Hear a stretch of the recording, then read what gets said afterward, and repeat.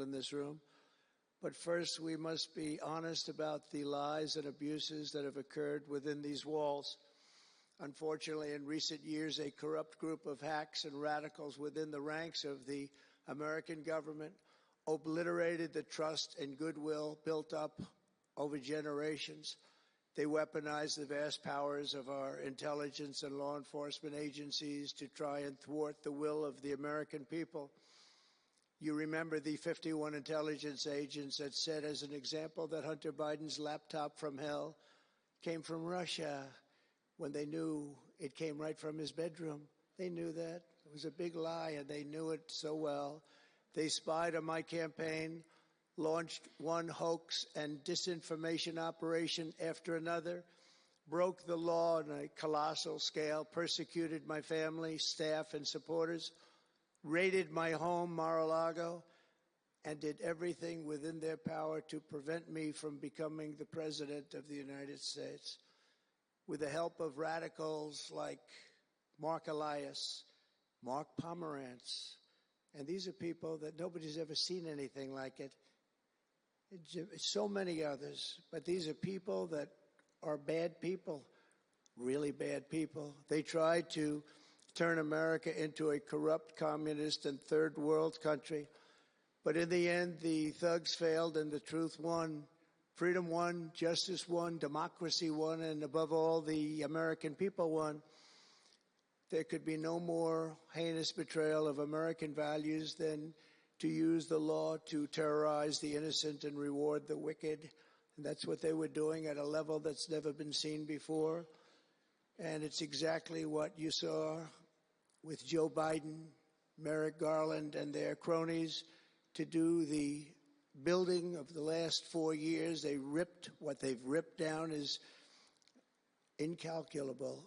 But what you're going to build up is likewise something that will be breaking all sorts of records. They set loose violent criminals while targeting patriotic parents at school board meetings. They dropped charges against Antifa and Hamas supporters while labeling traditional Catholics as domestic terrorists. The Catholics, we did very well with the Catholic vote, so I want to thank them for that. They really did, record numbers. I would say, what's with the Catholics? They're really after the Catholics, so I don't know. They were after a lot of people. Maybe they didn't even know why. They imported illegal alien murderers, drug dealers, and child predators from all over the world to come into our country while putting elderly Christians and pro-life activists on trial for singing hymns and for saying prayers. They went to jail for that. Our predecessors turned this Department of Justice into the Department of Injustice. But I stand before you today to declare that those days are over, and they are never going to come back. They're never coming back.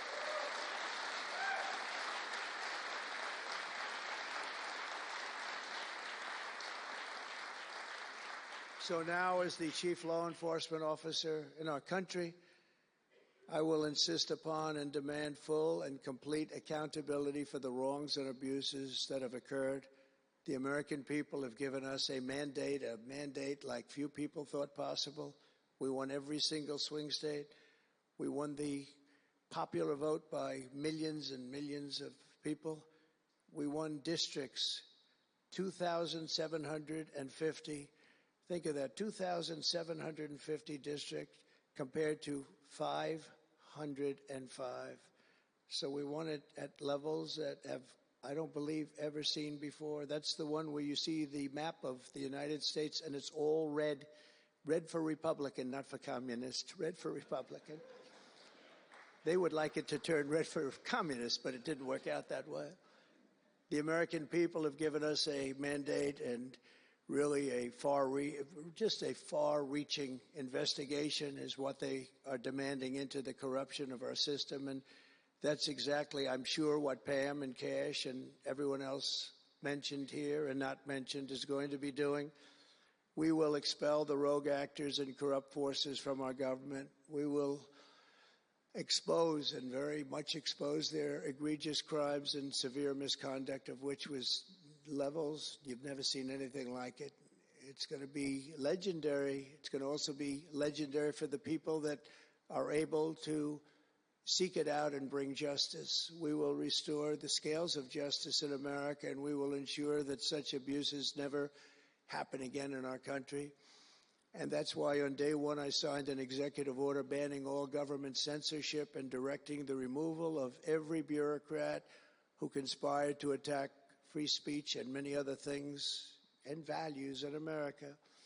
My administration stripped the security clearances of the disgraced intelligence agents who lied about Hunter Biden's laptop from hell. We revoked the clearances of deranged Jack Smith, Alvin Bragg, Letitia James, and the crooked law firms that aided their partisan persecutions. And I went through it. These are state and city courts, and the corruption is unbelievable. We also terminated the clearances of the Biden crime family and Joe Biden himself. He didn't deserve it. In fact, he was essentially found guilty, but they said he was incompetent, and therefore let's not find him guilty, I guess. Nobody knows what that ruling was, but I didn't want any part of it. I think I would have rather been found guilty than what they found with him. They said he didn't know what the hell he was doing, and therefore he's let him go. I said, you know, I'd rather be convicted, Pam. I think that was not good. I said, please convict me. Don't say that. I pardoned hundreds of political prisoners who had been grossly mistreated. We removed the senior FBI officials who misdirected resources to send SWAT teams after grandmothers and J6 hostages. And it was a great honor for me to fire, I will tell you this, a great honor to fire James Comey. A great, great honor. That was nothing. There was no better day. A lot of people said, oh, that's too bad you did that. And they said that's going to be, and you know what? A year later, they said that actually saved the administration, because the level of corrupt things that we learned after that turned out to be that they were doing, in fact, really bad things. He was a terrible person, did terrible things, and persecuted people, and all in the guise of being an angel, but he wasn't an angel. We created a brand new DOJ task force and anti-Christian bias. And under Director Patel, we're getting the FBI agents out of the headquarters in Washington, D.C., and back on the streets in pursuit of dangerous criminals where they belong and where they want to be. And, you know, you have that big FBI building, and it's a very big building, and they were going to build an FBI headquarters 3 hours away in Maryland, a liberal state, but that has no bearing on what I'm about to say. But we're going to stop it. Not going to let that happen. We're going to build